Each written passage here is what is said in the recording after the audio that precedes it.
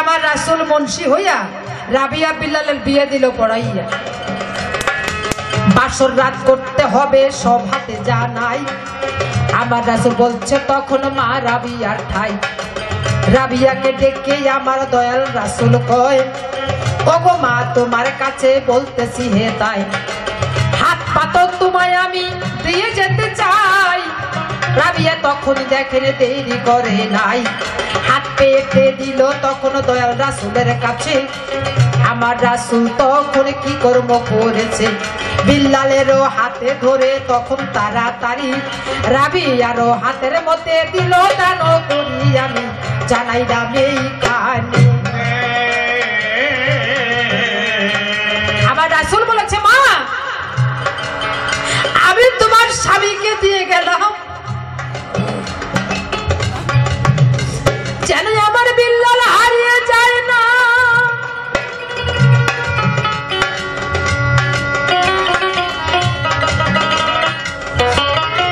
রাবিয়া বিল্লালের বাসর ঘর,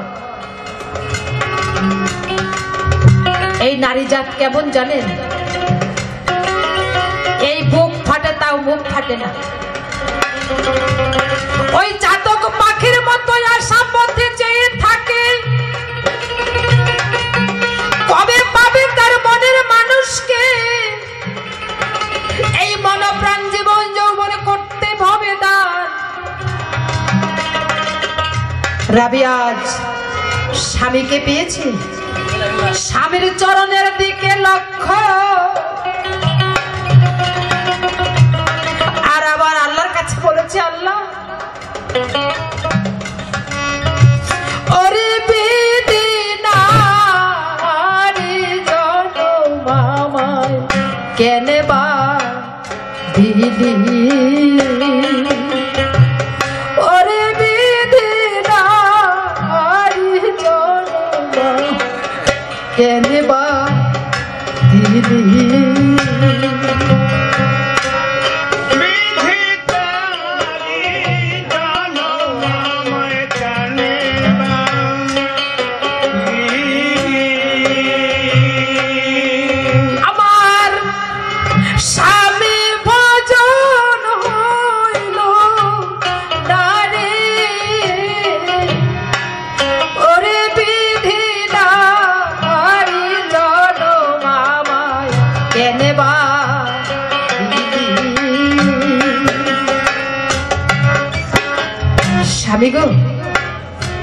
বিল্লাল বলেছে রাবিয়া এই রাত্রটুকু তোমার সঙ্গে আমার দেখা, ফজর উক্ত হইবে যখন তোমাকে ছেড়ে এই পৃথিবী ছেড়ে আমি জন্মের মতো যাব বিদায় নিয়া। তবে একটি কথা বলতে চাই, এই রাত্রটুকুর মধ্যে জানো তোমার হাতের কিছু খানা আমি খেতে চাই।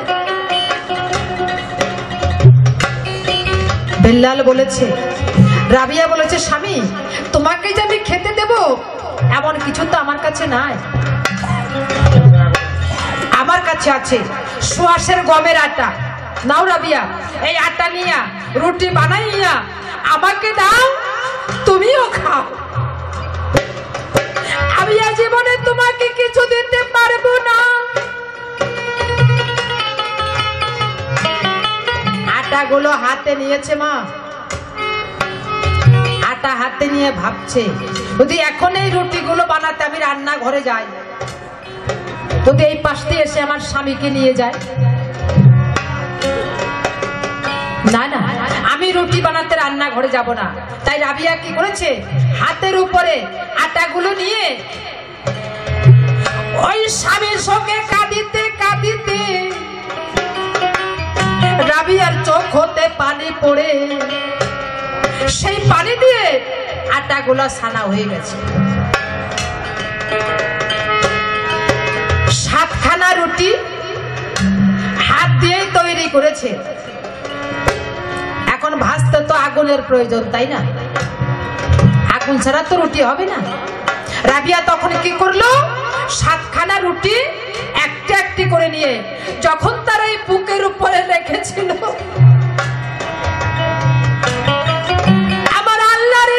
সেই রুটিগুলো ভাজা হয়ে গেল।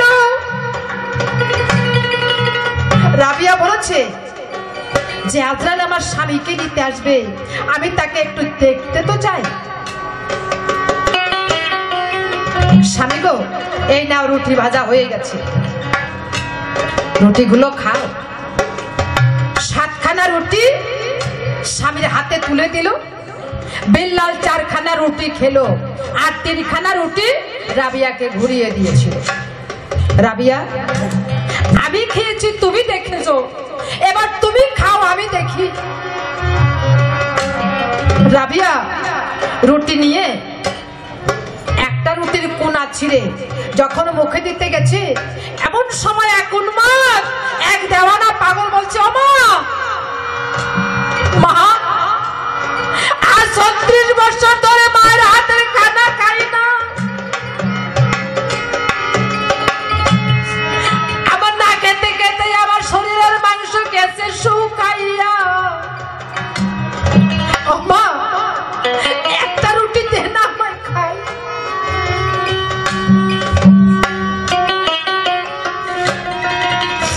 মায়ের হাতের খানার যে কত স্বাদ, যার মা আছে সে জানে না, যার মা নেই সে জানে। রাবিয়া বলেছে, পাগল, ও পাগল, তুই আমাকে কি বলে ডাকলি? তুই আমাকে মা বলে ডাকলি? আমার নিভায়া গুণ জ্বালাইনি,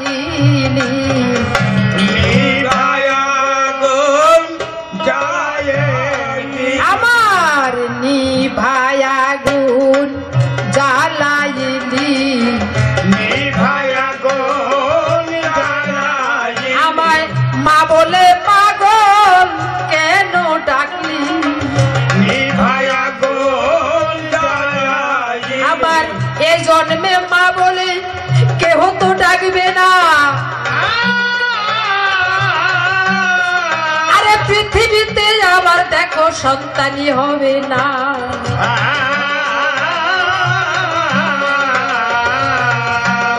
আমি সব দিকে হইবাদী,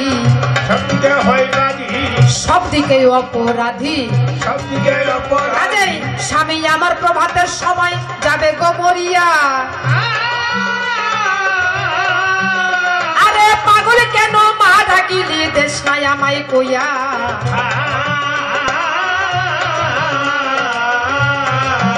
বলে একটা রুটি আমায় দাও, মাগো তুমি শুনে নাও, আরে কথা শুনে রাবিয়া আর করে না দরি, একটা রুটি পাগলের দিল তাড়াতাড়ি। 3খানা রুটি দেখেন করেছিল দান, 2খানা রুটি পাগল ঘুরাইয়া দেন। 1খানা রুটি নিয়া আর করে না দেরি, ঘরের দরজার মধ্যে বসলো তাড়াতাড়ি।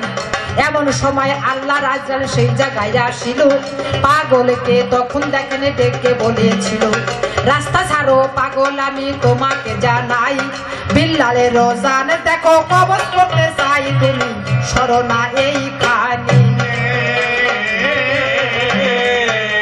পাগল বলে, তুমি কি দেও নাই আমায় কইয়া?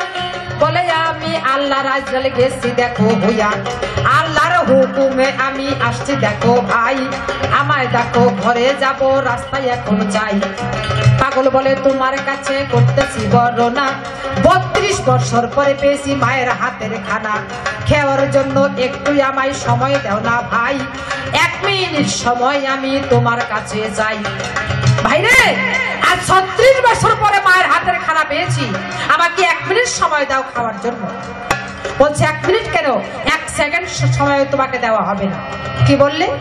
আমাকে তুমি 1 মিনিট সময় দিবে না, 1 ঘন্টার কম আমার রুটি খাওয়া হবে না। কি বললে? 1 ঘন্টার সময়? 1 ঘন্টার সময় তুমি দিবে না আমাকে, 1 দিনের কম আমার মা রুটি খাওয়া হবে না। কি বললে? পাগল, সব জায়গায় পাগলামি, তাই না? সরো, তুমি আমাকে একটা দিন সময় দিবে না, 1 মাসের কম রুটি খাওয়া হবে না। আবার যখন সময়ের কথা বলে, পাগল বলছে তাকে খুলে, তোর কাছে আমি সবাই যাইতে যাবো কেন, আল্লাহর চাকর তুই। পাগলের হাতে লাঠি ছিল, তখন লাঠি দিয়ে বাড়ি মারতে গেল, লাঠির বাড়ি লাগে নাই, বাতাস লাগছে, অজ্ঞান হইয়া আজরাইল তথায় পড়ে গেছে। কিছুক্ষণ পরে জ্ঞান হলো, আল্লাহর দরবারে গিয়ে বলল, আল্লাহ বিল্লালের জান কবজ করতে পারি নাই, সেখানে আমার থেকে বড় একটা আজরাইল বসে আছে, আমারে প্রায় জান কবজ হয়েছিল। ওই পাগল রুটি নিয়ে সেজদায় পড়েছে।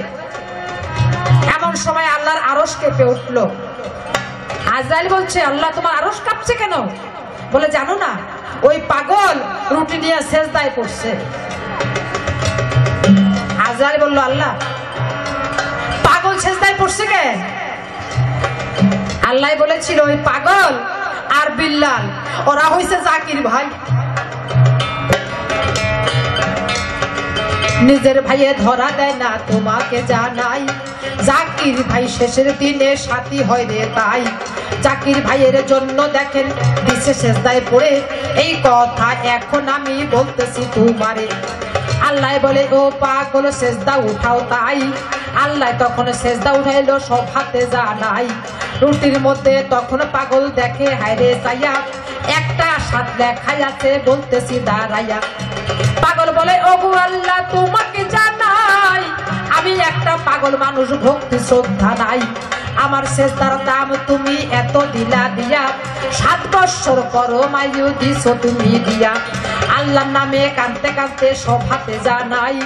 পাগলেরও ডান জগতে 1 ফোঁটা জল ভাই, 1 ফোঁটা পানি দেখেন সাতের ডাইনে পড়লো।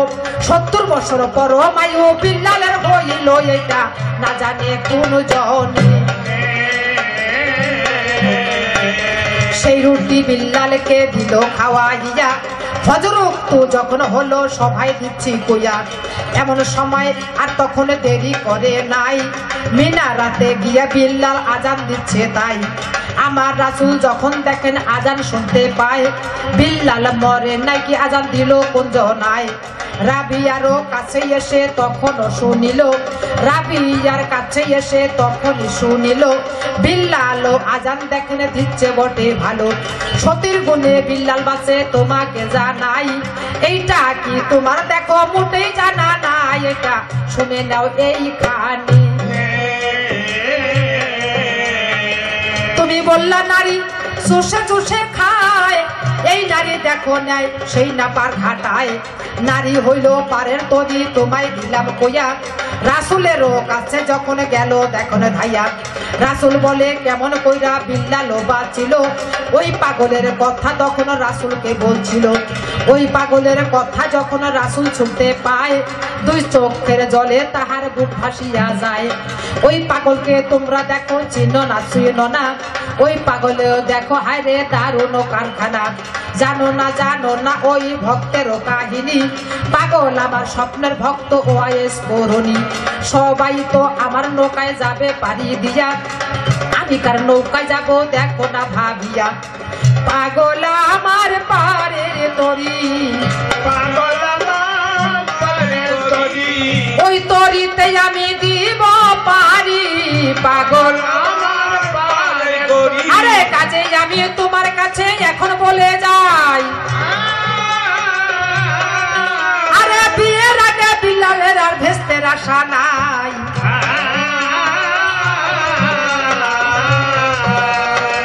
কাজেই আমি তোমার কাছে এখন আর বলবো না, এই পর্যন্ত এখন আমি ছেড়ে দিব কিনা, এই পর্যন্ত এখন আমি ছেড়ে দিয়া যাই। দেখি এসে কোন ভাবেতে কোন বা কথা পাই, তারপরে আসিব পিছনে।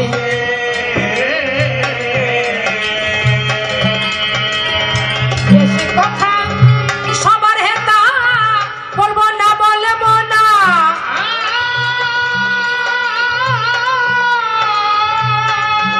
আমি এই পর্যন্তই সবার কাছে বলি, সবার পাশে রে। আর কতকাল থাকবো রে বিদেশে, কুলে আমার ঘিরা দেশে, আর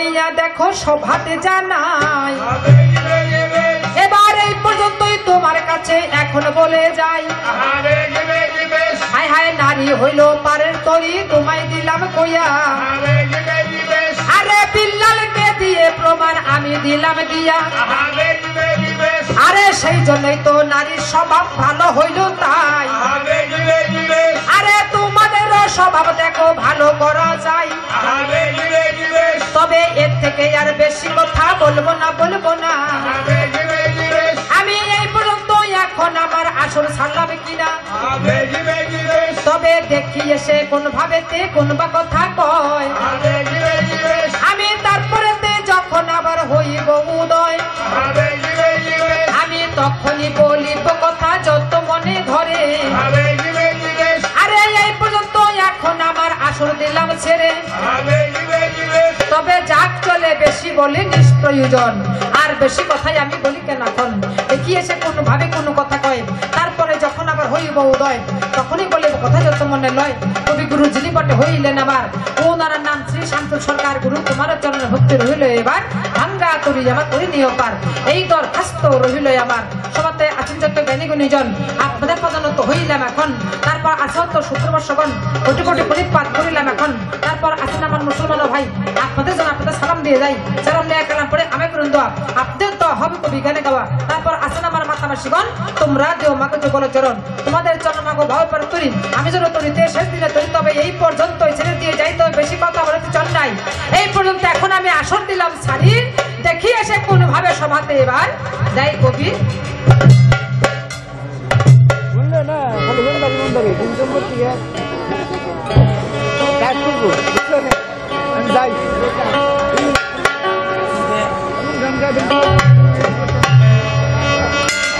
দুদিনের দুনিয়া